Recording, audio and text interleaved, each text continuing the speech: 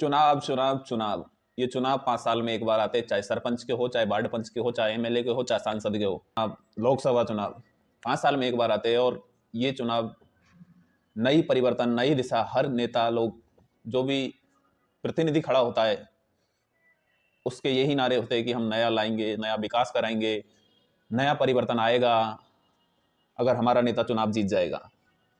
खासकर जो सिटी में रहने वाले लोग हैं वो आज के टाइम पे शिक्षित है, सोशल मीडिया पे विकसित है और हर चीज़ को जानते हैं, हर तरीके से जानते पहचानते हैं। लेकिन जो ग्रामीण इलाके हैं वो अभी भी पिछड़े हुए हैं, जिसमें जो मिडिल क्लास फैमिली से जो लोग आते हैं वो बिल्कुल पिछड़े हुए हैं, वो अभी भी अशिक्षित है। वो किसान है वो भी अभी अशिक्षित है। बाकी जो विकसित है, शिक्षित है ग्रामीण एरिया में, वो या तो ग्रामीण एरिया में नहीं है या फिर वो अपने आचार विचार जो अशिक्षित और अविकसित लोगों के पास में नहीं रखते।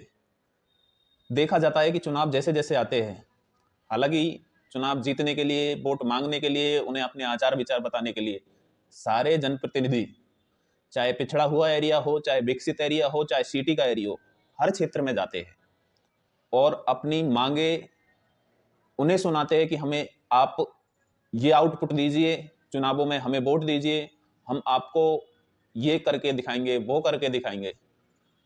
अब अलग अलग पार्ट्स में जो ग्रामीण एरिया के लोग बटे हुए होते हैं, जिसमें एक किसान को या एक किसान गरीब परिवार को ये पता नहीं है कि गंगापुर सिटी में अगर वो रह रहा है तो उसको ये पता नहीं है गंगापुर सिटी में एमएलए साहब कहाँ बैठते हैं, तहसील कहाँ है, कलेक्ट्रेट कहाँ है, मजिस्ट्रेट कहाँ है। बढ़ाए जो आपके कार्य में बाधा ना आए, आपकी मजदूरी में बाधा ना आए। आपको बताता हूँ, बीते कुछ दिनों पहले जो 2,000 रुपए किसान सम्मान निधि योजना के मिलते थे, उनको कुछ तकनीकी इश्यूज के कारण या कहीं करप्शन फैलने के कारण कई किसानों के 2,000 रुपए बंद हो गए। अब वो किसान तहसील के आगे आके 30 चक्कर लगाता है, उससे कभी साइट का बहाना दिया जाता है, कभी बाबू के बहाना दिया जाता है, उसे ये भेज दिया जाता है। वो अपनी मजदूरी छोड़ के 15 किलोमीटर दूसरे आदमी को साथ लेके आता है कि उसके पास में कुछ बोलने को नहीं है, वो डॉक्यूमेंट्स के बारे में नहीं जानता क्योंकि वो अशिक्षित है।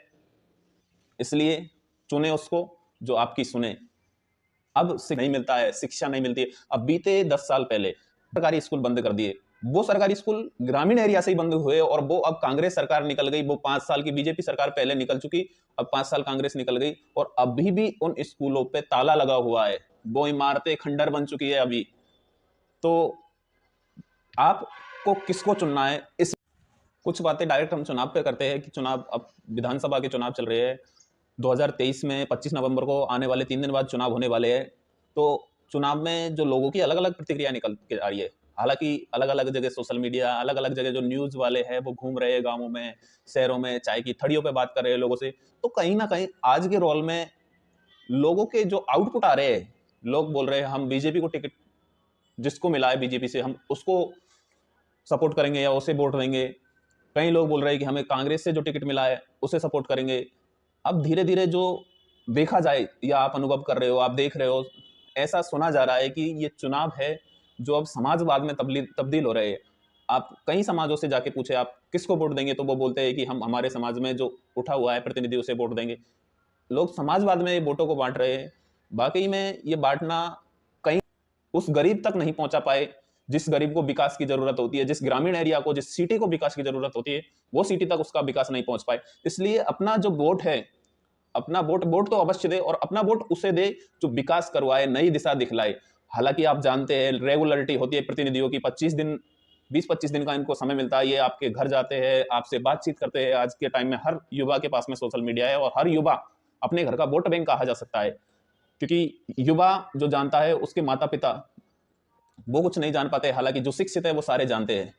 लेकिन जो ग्रामीण माहौल होता है, ग्रामीणों में पानी, शिक्षा हो, समाज हो, जो कोई भी हो, आप अपने अनुसार चुनिए और उन लोगों की ना सुनिए जो आपको लालच दे रहे हैं, जो आपको दिखा रहे हैं कि हम आएंगे, नई रोशनी लाएंगे। इसलिए 25 नवंबर को अपना मतदान अवश्य करें और उसे चुने जो आपका विकास करवाए।